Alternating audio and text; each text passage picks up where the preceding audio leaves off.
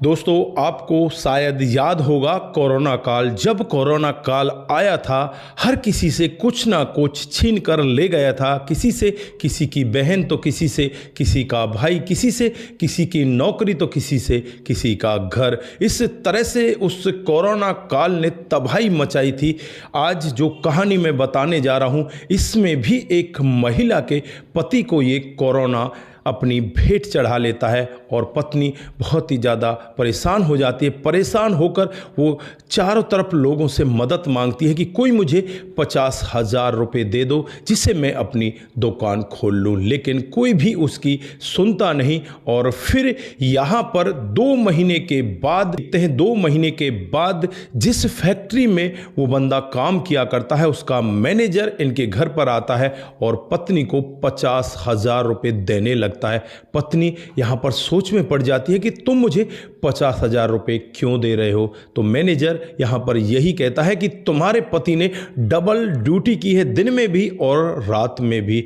ये सब सुनकर एकदम पत्नी को बहुत बड़ा अचंभा हो जाता है कि मेरा पति तो मर चुका था, वो कैसे नौकरी कर सकता है और कैसे ये हमें पैसे दे सकते हैं। दोस्तों, क्या थी पूरी कहानी? अगर आप भी एक बार पूरी कहानी को सुनोगे तो आपको भी ऐसा लगेगा कि मरा हुआ इंसान भी किसी की मदद कर सकता है। दोस्तों, ये पहली बार ऐसा नहीं हुआ। ऐसा हमने एक बार एक जगह ऐसा भी सुना है, वहाँ पर हमारी सेना का एक सिपाही जो आज भी उस जगह पर हमारे देश की सीमा की रक्षा करता है, और अगर कोई हमारे देश का सिपाही सो जाता है तो उसे जगाने का काम भी वो करता है। आज भी उसके खाते में उसकी जो नौकरी का पैसा है वो डाला जाता है। तो दोस्तों, ऐसी ऐसी घटनाएं, ऐसी ऐसी कहानियां हमारे समाज के अंदर हो रही हैं। तो आज की कहानी कहाँ से है, आपको हम पूरी डिटेल से बताते हैं। क्या आप लोग भूत प्रेत में विश्वास रखते हो, इस तरह की आत्माओं में विश्वास रखते हो, वो भी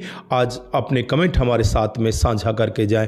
तो दोस्तों, आगे बढ़ने से पहले हमारी वही रिक्वेस्ट कि जो हमारे चैनल के साथ नए हैं, कृपया करके चैनल को फॉलो कर लें, बेल आइकन को जरूर प्रेस करें। नमस्कार, जय हिंद। आप देख रहे हैं APH न्यूज राहुल रावत के साथ।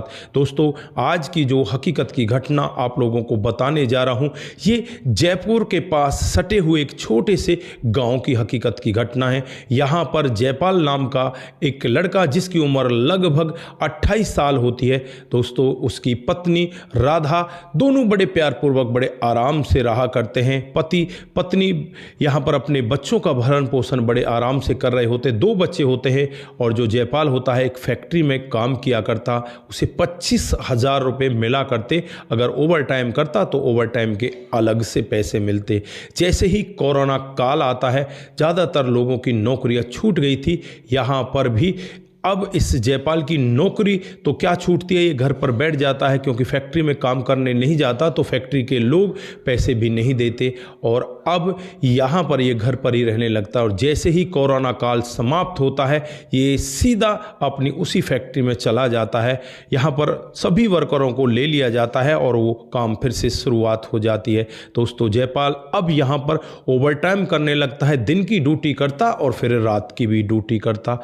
यहाँ जो मैनेजर होते हैं वो उससे कहने लगते हैं कि तू ऐसा कैसे कर सकता है, तू दिन में भी ड्यूटी कर रहा है, रात को भी ड्यूटी कर रहा है, क्या तू बीमार पड़ेगा, क्या मर जाना चाहता है? तो यहाँ पर वो कहता है कि नहीं नहीं साहब, मुझे कमाना है। अब लोग बाग यहाँ पर सोच में पड़ जाते हैं कि शायद ये 1-2 घंटे सो जाता होगा। 8-8 घंटे की, 16 घंटे की तो ड्यूटी होती है, उसके बाद सो जाता होगा। और फिर यहाँ पर कौन किसी के बारे में इतना ध्यान देता है। जयपाल लगातार नौकरी करता रहता है, और एक दिन का वाक्य होता है जब जयपाल एक मशीन के साथ काम कर रहा होता है, तो वहाँ पर एक गार्ड आकर देखता है। गार्ड जब जयपाल को देखता है तो एकदम से वो विचलित हो जाता है। जयपाल का जो रूप होता है बहुत ही बड़ा होता है। कई पीसों को एक साथ में काम कर रहा था, लग रहा था कि 4 वर्कर एक साथ में काम कर रहे हैं। वो वहाँ से भागता है, बाहर आकर अपने और साथियों को बताता है, लेकिन जब वो अंदर जाते हैं तो सब कुछ नॉर्मल होता है। अब यहाँ पर उनको लगने लगता है कि शायद तुम्हारा वहम होगा, तुमने कुछ शराब वराब पी ली होगी, या फिर तुमने कुछ ऐसा ही सपना वगैरह देख लिया होगा। ऐसा कुछ भी नहीं है। उसके बाद यहाँ पर वो अपने कामकाज में लग जाते हैं, और लगभग 1 महीने की ड्यूटी पूरी हो जाती है। सभी लोगों को तनख्वाह के लिए बुलाया जाता है। लाइन लगाकर सभी लोग तनख्वाह ले रहे थे, लेकिन जयपाल वहाँ पर दिखाई नहीं देता। जयपाल पिछले 2 दिनों से आ भी नहीं रहा था। अब यहाँ पर जो मैनेजर साहब होते हैं वो सोच में पड़ जाते हैं कि यार जयपाल पिछले 2 दिनों से क्यों नहीं आ रहा, क्या बड़ी वजह रही होगी, कहीं ऐसा तो नहीं उसको कोई बीमारी लग गई हो, उसने रात दिन काम किया है, यार उसकी सैलरी तो उसके घर पहुँचानी चाहिए। जो फैक्ट्री होती है उसके घर से लगभग 7 किलोमीटर की दूरी पर होती है। मैनेजर साहब अपने साथ एक बंदे को लेते हैं जो जयपाल के घर को जानता है, और वहाँ से जो उसकी तनख्वाह होती है 50,000 रुपये उसने कमाए थे, 50,000 रुपयों को लेकर सीधे उसके घर पर पहुंच जाते हैं। और घर पर जाने के बाद जब उसकी पत्नी को देखते हैं तो पत्नी यहाँ पर ऐसी लगती है जैसे कि वो विधवा है, उसने विधवा जैसे कपड़े पहन रखे थे। तो यहाँ पर मैनेजर साहब को अटपटा लगता है, वो पूछने लगते हैं कि तुम्हारा पति कहाँ है, क्या वो बीमार हो गया। तो यहाँ पर वो रोने लगती है, रोते हुए कहने लगती है कि साहब कोरोना ने मेरे पति को भेंट चढ़ा लिया, वो तो 2 महीने पहले ही मर चुके हैं। अब यहाँ पर मैनेजर साहब की सिट्टी पिट्टी गोल हो जाती है, 2 महीने पहले मर चुके हैं, तो हमारी फैक्ट्री में जो काम कर रहा था वो कौन था, क्या वो जयपाल का भूत था।